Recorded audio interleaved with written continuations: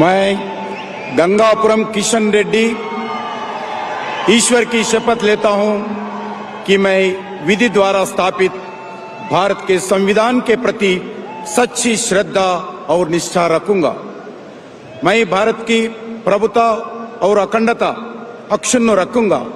मैं संघ के मंत्री के रूप में अपने कर्तव्यों का श्रद्धा पूर्वक और शुद्ध अंतःकरण से निर्वहन करूंगा तथा मैं भय या पक्षपात, अनुराग या द्वेष के बिना सभी प्रकार के लोगों के प्रति संविधान और विधि के अनुसार न्याय करूंगा।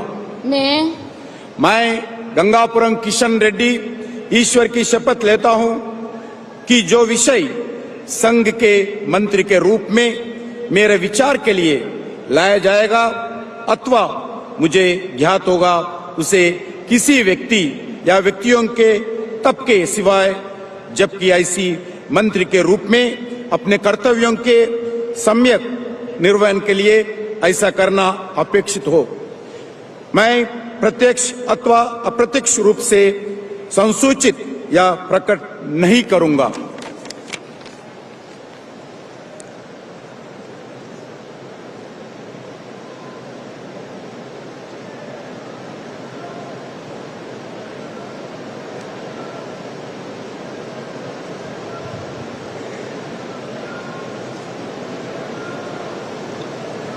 Okay.